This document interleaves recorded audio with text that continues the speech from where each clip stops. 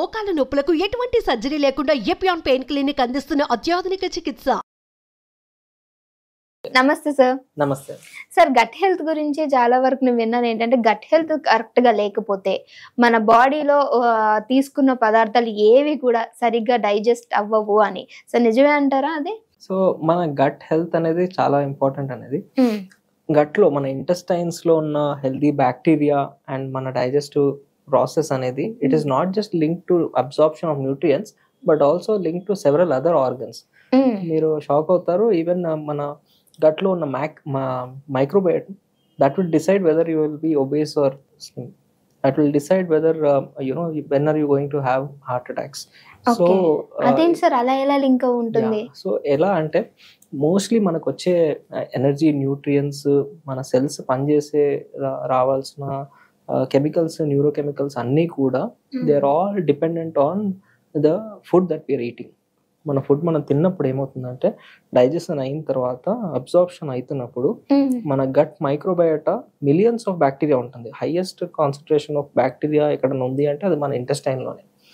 So ఆ bacteria యొక్క metabolism, దాని యాక్షన్, అది సెక్రెట్ చేసే ప్రాసెసెస్ వల్లనే ఈ మనం అబ్జార్బ్ ఎంత అవుతుంది, న్యూట్రియంట్స్ ఎన్ని అవుతున్నాయి అనేది లింక్ అయి ఉంటుంది. సో రీసెంట్ స్టడీస్ లో మనం చాలా వరకు అబ్జర్వ్ చేసింది ఏంటంటే మన గట్ మైక్రోబయోటా ఎలా ఉంది, ఎలాంటి ఫినోటైప్, ఎంత రిచ్ గా ఉంది, ఎన్ని స్పీషీస్ ఉన్నాయి, దాంట్లో ఫంక్షనింగ్ ఎంత బాగుంది అనే దానితోని కంపారిజన్ చేస్తే వాళ్ళు అబ్జర్వ్ చేసింది దీనికి చాలా ఆర్గన్ సిస్టమ్స్ కి లింక్ ఉంది. సో ఇది బాగా లేని వాళ్ళకి ఒబేసిటీ ఎక్కువ ఉండడం, ఇది బాగా లేని వాళ్ళకి డెమెన్షియా అంటే మతిమరుపు తొందరగా రావడం, హార్ట్ అటాక్స్ కూడా, కార్డియోవాస్కులర్ డిసీజెస్ కూడా ఎక్కువ రిస్క్ ఉండడం. అండ్ జస్ట్ అఫ్ కోర్స్ మన ఇంటెస్టైనల్ అబ్సార్ప్షన్ వల్ల న్యూట్రియంట్ డెఫిషియన్సీస్ కానీ, ఐబిఎస్ కానీ ఇలాంటి సిమ్టమ్స్, గ్యాస్ట్రిక్ సిమ్టమ్స్ డెఫినెట్లీ ఉన్నాయి. ఇది కాకుండా వేరే ఆర్గన్స్ ని కూడా ఎఫెక్ట్ చేయొచ్చు.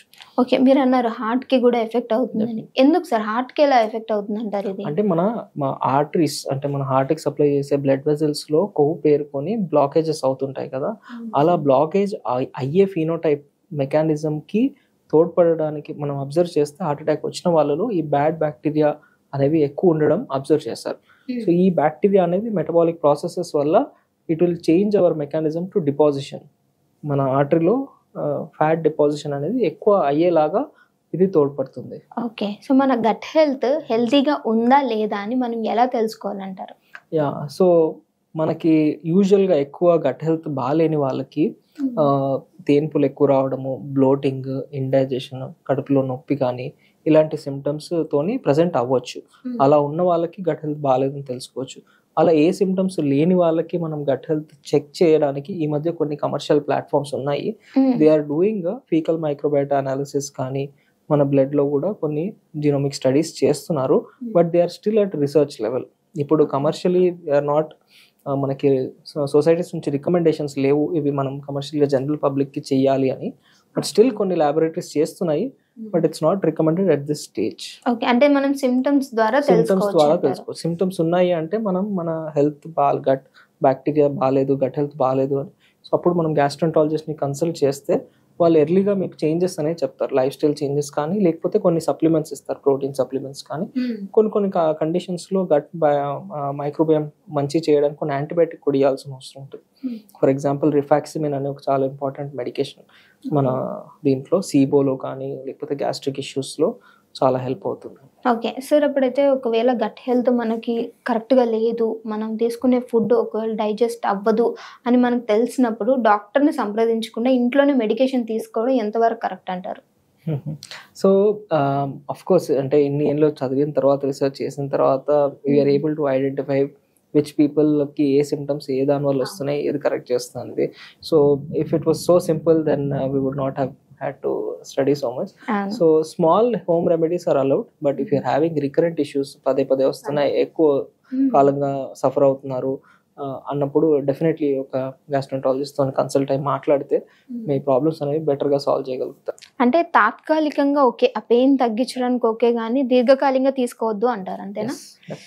ఓకే సార్, అయితే ఒకవేళ గట్ హెల్త్ డిస్టర్బ్ అయిందని తెలిసినాక కూడా వీళ్ళు తీసుకునే ఫుడ్ని మనము అది కరెక్ట్గా ఫామ్ అవుతుంది అంటారా, లేదా డాక్టర్ని కన్సల్ట్ అయిన తర్వాతనే కరెక్ట్గా ఉంటుంది అంటారా? కొన్ని in general there are precautions అండి that you have to take to improve your gut health. Whether you have symptoms or you don't have symptoms, there are some principles.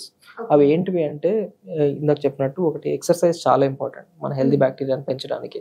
తర్వాత మన కడుపులో ఉన్న మంచి బ్యాక్టీరియా పెరగాలి అంటే ప్రోబయోటిక్స్ చాలా ఇంపార్టెంట్. ప్రోబయోటిక్ ఎలా పెంచుతారు మనకు అందరికి తెలుసు, కర్డ్లో ఉంటుంది. సో కర్డ్ కన్సంప్షన్ అడిక్వేట్గా ఉండాలి. అది కాకుండా ఫైబర్ ఫుడ్ అనేది మనం పెంచుకుంటే ఫైబర్ అనేది చాలా మంచి food for good bacteria. So మనకు డైట్లో ఉన్న ఫైబర్ కంటెంట్ పెంచుకుంటే ఆటోమేటిక్గా గట్ హెల్త్ అనేది పెరుగుతుంది.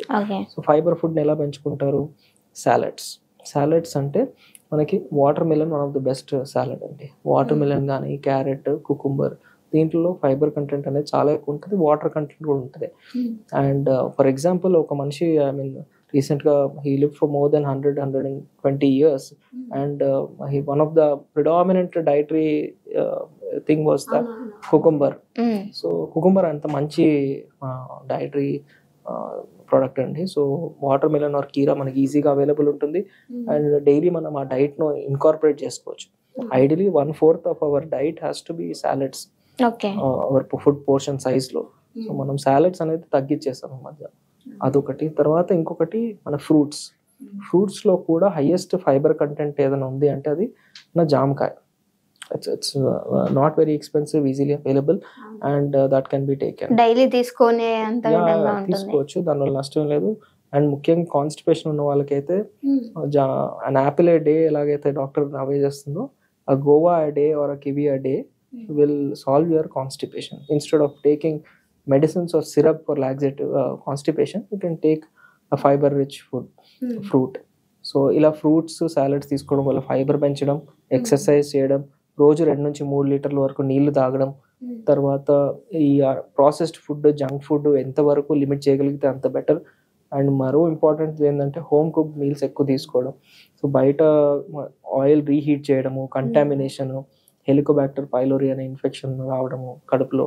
సో ఇలాంటివన్నీ అవాయిడ్ చేయాలంటే బయట ఫుడ్ అవాయిడ్ చేసుకొని ఈ జాగ్రత్తలు తీసుకుంటే మన గట్ హెల్త్ అనేది మనం బాగా పెట్టుకోవచ్చు. ఇవన్నీ చేసిన తర్వాత కూడా మీకు ఇబ్బందిగా ఉంది అంటే దెన్ ఎస్ మేము సప్లిమెంట్స్ ఇస్తాం. సో చూసారు కదా చక్కగా. అంటే ఏంటంటే మీ గట్ హెల్త్ అనేది కరెక్ట్ గా ఉండాలంటే, అండ్ ఇంకొకటి ఏంటంటే సో నోటికి తిరగని పదాలు కూడా అంటే ఇలాంటి వ్యాధులు ఉంటాయా అని తెలుసుకోవాలి అని అంటే మన గట్ హెల్త్ అనేది సరిగ్గా లేదని తెలుసుకోవాలి మనం.